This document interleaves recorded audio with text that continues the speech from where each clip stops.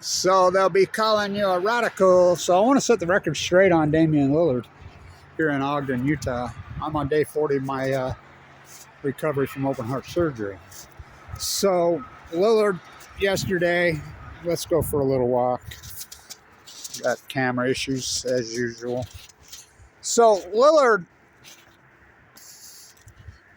in Salt Lake wins the three-point shooting contest with his Weber State jersey on. And why does Lillard always just light it up when he's in Utah and goes crazy? Oh, I know why. Because Utah gave him no love when he was here. The entire state. It was all jimmer. And that's all we heard. Even local media didn't give him the time of day. Well, Weber State fans sure gave him the time of day. We knew what he was. I was part of the group. I was heavily involved with Weber State basketball. Still am for 40 years. I did the play-by-play for the radio station the whole time he was there. So I'll tell a quick story first, and then we'll go into detail about Lillard's truth and tenure at Weber State University. Lillard, people say, oh, he was not heavily recruited out of Oakland. But the fuck he wasn't. Yes, he was. He was all that in high school. He was a superstar. But there was some backdoor, colleges that they turned their back on Oakland players. And that's just an unarguable fact. We knew that. When Lillard came here and he signed, we were thrilled. We knew what we had. Now remember, I tried to, we wanted Jeremy Lin from the same area. Won the high school and not a nothing. Nobody would touch him. Weber, let's get real. I don't think even Lillard knows this, and I better tell this story quickly. The first player of color in the history of the NBA is from Weber State. 2 national championships. He's of Asian descent, born and raised, Japanese descent, in Ogden, Utah. You heard me right. Watmasaka. His number's still not in the rafters at Weber State. So we were thrilled when Lillard came here. We knew he was NBA material. We knew what he was. We were like, oh boy. So I'll tell this quick story and then we'll go into detail about Lillard's career at Weber State University. So Lillard broke his foot his second year. Well, actually, it was his third year. Early. They're playing Tulsa, but he's got the boot on. I'm doing the play-by-play. Frank Layden's sitting with me. Frank Layden used to come to a lot of games at Weber. And I'm talking to Frank, and here comes an NBA scout. He's scouting for the Utah Jazz. He comes over, hi, Frank, how you doing, blah, blah. And Frank's like, what are you doing? You scouting player? Yeah. And he said the player he was scouting, it was a team, I believe it was Eastern Washington. Maybe it was Montana. And Lillard's sitting close to me. He's in the boot. He's right there. And I looked at that scout and I says, your NBA player's sitting right there. Now, I don't know if Damion heard. I think he heard. But he sure knew how the Jazz dished him. And Utah media, Jimmer's all we heard when we knew what we had here. And the scout laughed. Who's laughing now, fools? So Lillard's here. He's a freshman. We all knew. The fan base, I'm doing the radio show. We all knew what we had. We knew he was a superstar. He was incredible. He'd stand under the basket and just rip the rim off. He could drop 35-footers. He never missed free throws. Now, it's all talking about his, Phil, his trainer. Phil wasn't a trainer. Phil was an assistant coach, who kept Lillard in line. He kind of had my old job with a Bagland. My job for a Bagland was to keep players in school and in line. Ruben Nemhart, Eddie Gill, Harold Arsenault, the show. Joe Bass is the trainer, the legend Joe Bass. He's still the trainer. So Lillard is a freshman. He has a pretty damn good year. Well, he has a real good year. And we're like all fired up. So he's going into his second year. And they're playing, So he goes into his second year. He doesn't really have much around him. McCoy's gone. and he doesn't have a lot around him. So Lillard kind of just carries that team on his back. Now, Randy never really did ever cut him loose. You know, that was Randy Ray's MO. Randy Ray lost every big game he ever coached in. By the end of, when it got late this time of year, he had no interest. They would just get drilled and blown out. So, they win the Big Sky, you know, out of nowhere. The tournament was hosted at home in those days. Yeah, Weber State's the home team right here in Ogden, Utah. This is 2010, March. Lillard goes crazy in the first half. The whole team goes crazy in the game is 40-20 at halftime. I'm sitting with the team. Montana people are doing the radio station there says, we're out. We're headed home. We're going to beat this storm. This game's over. Whatever. They jump it. I think they're up by 23 with 16:30 to go. Lillard's leading the country in free throws. He was leading the country in scoring. Scouts are all over him.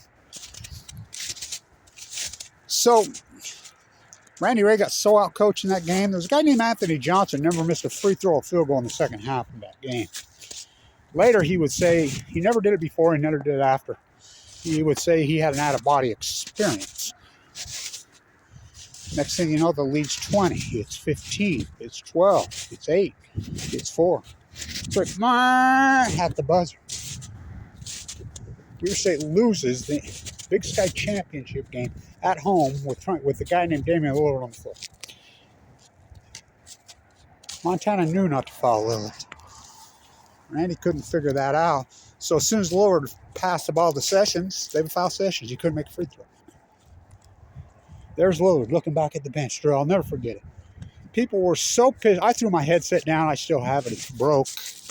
I know longtime fans that had been in that historic program, Willie Soldier, Justice Thigpen, Bob Davis, who actually was drafted and played for the Trailblazers. Harold the Arsenal Show, Eddie Gill, Jeremy Boyette. People were still looking to avenge that heartbreaking loss in '95. The firing of a Baglin, Randy Ray, who was clueless. I was close with Randy until we had to blow up on the Xavier game. But anyway, I know fans that left that arena that had been there for 30, 40 years, and they refused to come back to this day. They were that pissed. How do you blow a game like that? Everybody knew what Damion Lillard was. Everybody knew that he was a mega superstar. The scouts knew, everybody knew. So, comes back the next year. 2010, 2011. They're playing Tulsa. I'm in Wendover, Nevada, with a bunch of friends, and they're like, Jazz, we're going to bet. I said, what the fuck you bet the Jazz? There's free money here. What do you mean? All you got to do is bet Weber State. They have a guy named Damion Lillard who's going to be NBA superstar. They're getting 9.5 points. They'll beat Tulsa. They're plus 280 on the money line. By the way, they were plus 800 on the money line against North Carolina that day when they beat them in '99. I got to tell this quick story. So the scouts in '99 are all over Harold Larson on the show.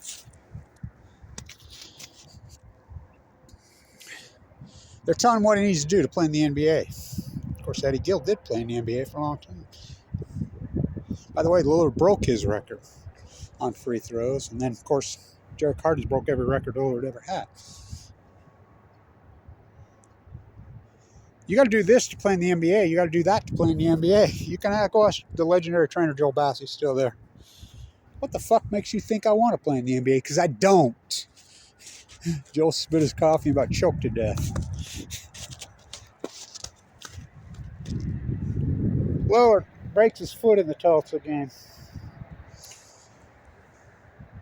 They lose an OT. They struggle all season without Lillard. The next year, it's 2011, 2012. Weber State is loaded. They've got a player called Scotty Bamforth, who's one of the greatest three-point shooters you'll ever see. They have Kyle Tresnick. They have Kyle Bollinger. They have Damion Lillard's cousin, Devon Barry. This team is so loaded, it's unbelievable. I'm all fired up. I'm all stoked for it. Of course, Fukushima had happened March 11th, and that's what I do. Kevin Blanch doing the greatest PhD probably in human history at Weber State, you know, the Fukushima meltdown to Weber State building.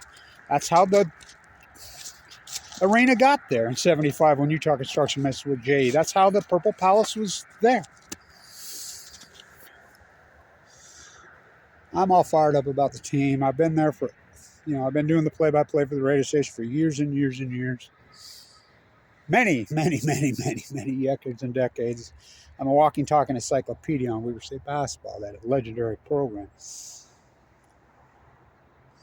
I'm like, this is the most talent this team has ever had. Look out.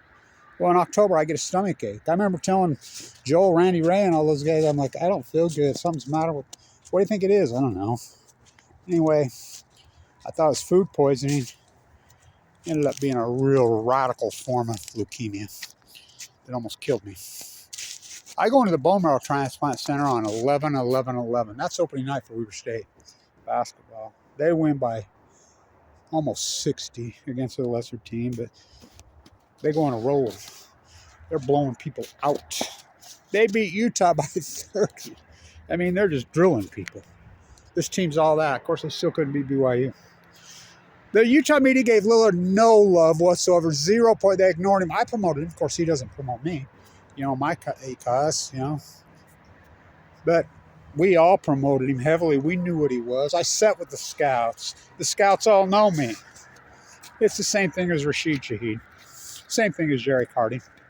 But Lillard was all that, then some. We knew it. The scouts knew it. Everybody knew it. He's going crazy in 2011, 20. I'm listening to the games I'm quarantining the ball. I'm listening to him in the radio. He is lighting it up. He's leading the country in scoring. He's leading the country in free throw. He's going crazy. The scouts they're drilling everybody. They're killing everybody. They're winning, you know, by 20, 30 points every game. So that's back when they had bracket busters. So they get a bracket buster game. Weber State gets a bracket buster game. There was an upstart team that was incredible in Texas, Arlington. They're good. They're really good. They're a tournament team. They matched them up in the bracket buster. I come out of the bone marrow transplant just for that game. You know, I could barely move. I could barely walk. I've got a nurse with me. I go to that game. I don't even sit down where I usually sit, and then I sit up high. I sat with Eddie Tillman. I could barely move. Got my nurse with me. Lillard goes crazy. I think it was his best game. The whole country's watching. That's when everybody knew Lillard for sure. I really thought he'd be the number 1 pick in the NBA. He went nuts. They beat Arlington 72-70 in a hell of a game. That team was so loaded and so dynamic and so good. Well, they go 14-2 in the Big Sky. They lose a game at Idaho State on a fluke bad call on Lillard. Or just a fluke bad call on Lillard. It was a backcourt, you know, line thing. It was a ridiculous call. They get screwed out of that game. Well, Montana goes 4-2. Montana had recruited Damion Barry's old nemesis, Cherry, for one reason, to try to beat Lillard. And Cherry was all that. That kid was so good, it was unbelievable. You know, and they recruited him specifically. They still recruit to beat Weber. I mean, it's the greatest rivalry in sports you never heard of. They're 14-2 because Weber goes up to Montana the last game of the season, and they get drilled. I'm like, oh, gee, well, whatever. Weber can beat them up there in the tournament. This team's the best team. Weber's most talent they've ever had. Kyle Tresnick was all that. Kyle Bollinger, all that. Scotty Bamforth, incredible. Lillard's cousin, Damion Barry, incredible. This team is so loaded, it's unbelievable. So they get to the Big Sky Championship again for the second time against Montana, but it's at Montana in Missoula. They get blown the fuck out. And I mean blown out. Randy Ray's MO. He sucked. The players that he had was, I mean, Joe Ballenboy, Jarek Harding, Scotty Bamforth, Kyle Tresnick, Damion Lillard. So me and, he pulled the same thing when he had David Patton his first year with the Bagelin. I was at that game, and they get blown out by UCLA. Ben Howland, Weber State, coach. I mean, that game's like 30-3 immediately, which was Randy Ray's MO. He didn't want to coach at the end of February. He was all about the money. He never cut Lillard loose properly. He never cut Jarek Harding properly. Both. Jarek Harding should be an NBA superstar. Well, he's a European superstar. We have 13 of them over there. At the end of that game, you could see Lillard just pissed. Finally he starts launching logo Lillard 35-footers and dropping them, but the game's over. It's too late. I've said for years, if Lillard would have won that game, they were ahead by 23 points. It wasn't his fault. Randy Ray sucked as a coach. Randy Ray was clueless as a coach. Oh, we got talent, but everybody says, oh, Randy Ray gets that. No, he doesn't. The Purple Palace gets that talent. It's like Jarek Harding to me. I'm friends with Jarek, the best player in the history of Weber State. Why he's there? Besides maybe Willie Sojourner, Eddie Gill, Harold Arsenal, Ruben Nemhart, Watt Masaki. If Lillard would have won that game, because that team was all Damion Lillard, they'd have gone in the NCAA tournament, and the world would have seen Damion Lillard go crazy, which we knew he could. He'd have been the number one pick in the NBA, no doubt in my mind. All that. But they lost. He didn't get that. He never played in the NCAA tournament. All that, then some. I have the last Damion jersey. So the Weber State bookstore, when he gets drafted, moves up the thing, and he's like, Tim, by the way, the Weber State bookstore is not owned by the school. It's privately owned. Next thing you know, you see Damion Lillard logos on buses, on billboards all over here in Ogden. They're selling probably 100 of them a day. I have the very last one. They gave it to me to do the play-by-play. As you know, I changed it and put a 0 behind the 1. Lillard wears his 1 yesterday with the... He can say that was his nickname, but Carl Archie did the play-by-play for KLO in those days. He called him the Great Dame. I called him Mr. Lillard. We have one right now called Dylan Jones as he's doing it, but why does Lillard go crazy in Utah every time he plays? I just told you why. Utah media spit at him, turned their back on him, laughed at him. The Utah Jazz, I wish I was still gambling. I have cancer. I just had open heart surgery. But every time Lillard comes into the Delta Center, it's back to the Delta Center again now after Energy Solutions, nuclear curse, the Wattis curse, we would say. He goes crazy. He put up 60. He's just done that from day one. Why? Because I know Damion Lillard. I know who he is. Oh, you don't think he has an axe to grind? You don't know Damion Lillard. Get him fucking fired up. But the heartbreaking thing, as we all say here in Ogden, is the heartbreaking thing with Lillard is when he got drafted by the Trailblazers. They're like, oh, fuck no. Not the fucking Trailblazers. He's got every number you could ever imagine. I remember one of the All-American football players up there a few years ago. Kevin, come here. Walk over and he says, Lillard's going to win the MVP. This is right before COVID. Yeah, and Jarek Harding's going to be a first-round draft pick in the NBA.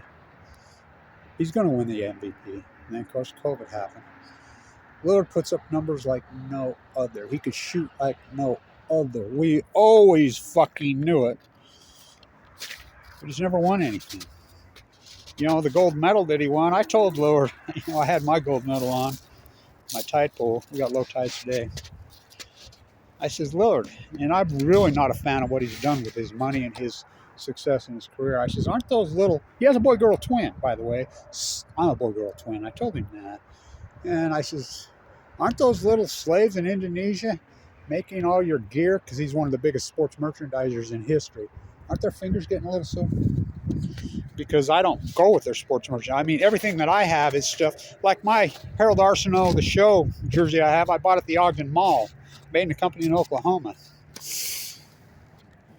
Lillard knows what the media did to him here. Again, I'm sitting with Frank. We're scouting a player.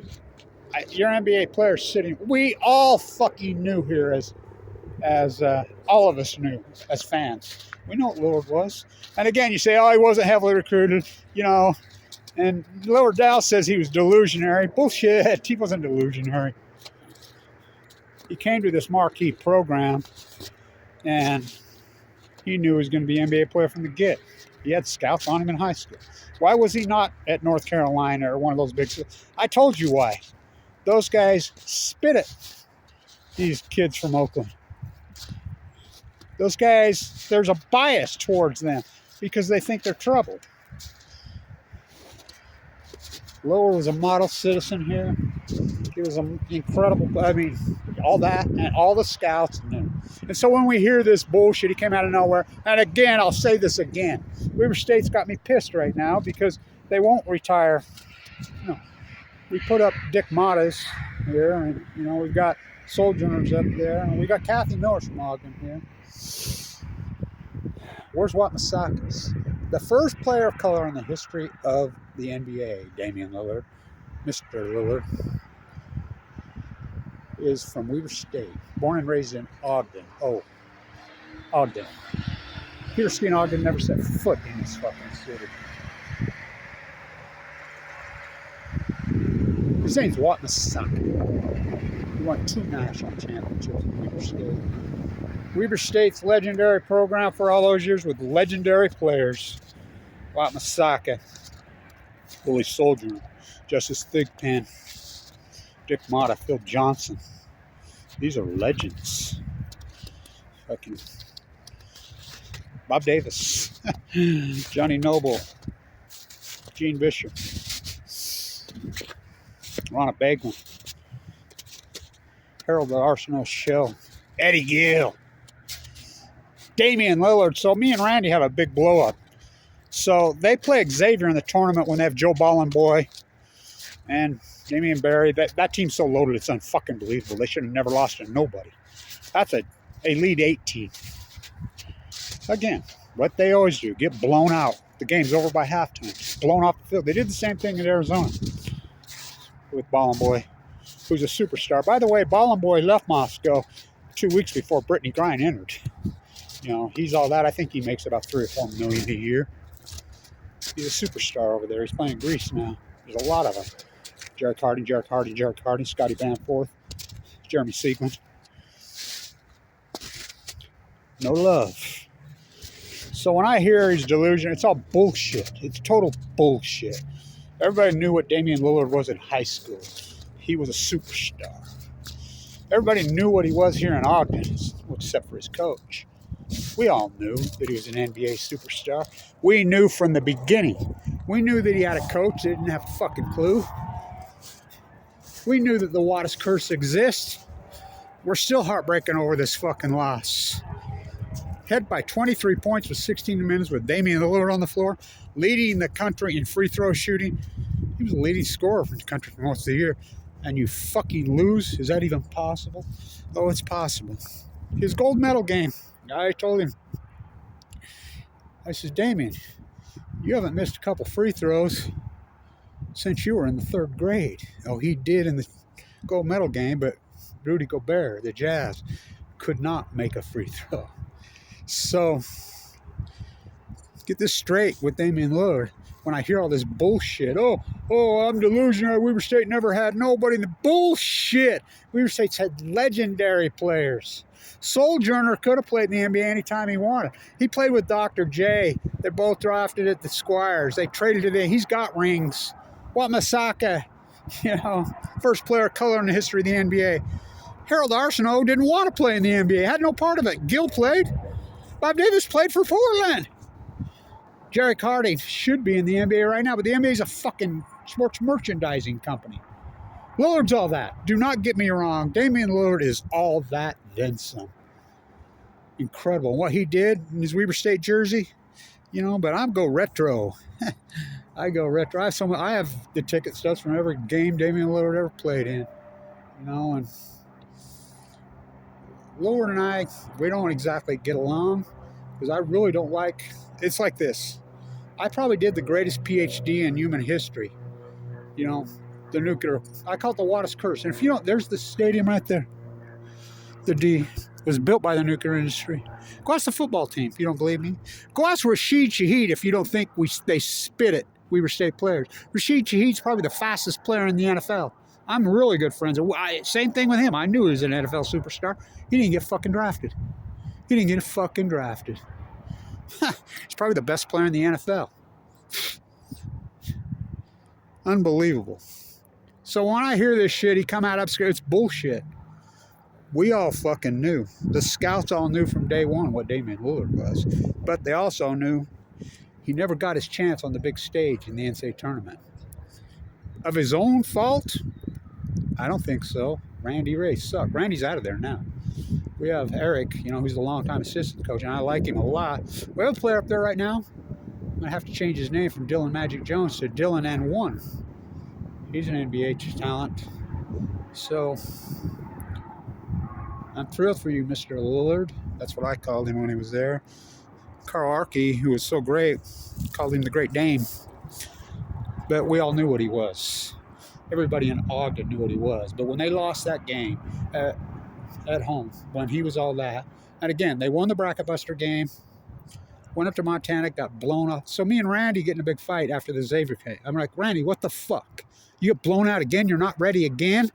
Kevin, well, when you worked for the team all back in those days, we don't get players like you guys used to get. The recruiters are all, I'm like, you're full of shit.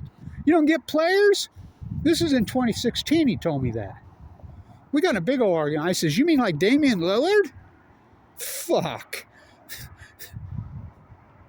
He didn't want to win late seasons. He wanted to go on vacation. He didn't give a fuck. He sucked.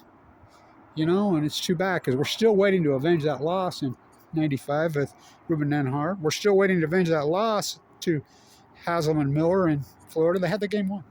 And both won. Who knows? I really believe they were Elite 8 teams. Maybe Final Four, both of them. That Lillard team in 2011, 2012, fuck. That team was a Sweet 16 team. Easy. Got blown out. That's what Weber State does. The Waters curse. We'll see this year.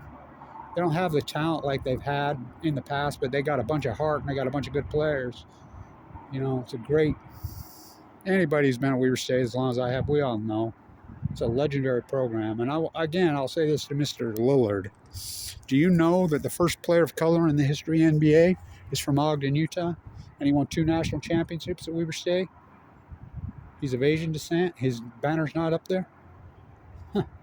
His name's Wamisaka. Don't tell me there's no fucking legendary players at Weber State. Don't tell me. You're full of shit. Congratulations, Mr. Lillard, with your Weber State jersey. But I have the last one.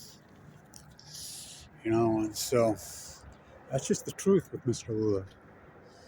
If he'd have won that game, he should have been the number 1 pick in it. We all fucking knew it. Portland. We all cried when he got drafted by Portland. And his trainer wasn't a trainer, he was his assistant. Joel Bass is the freaking trainer. He's the man. He's still here. And by the way, Lillard, the greatest player who ever played at Weber State?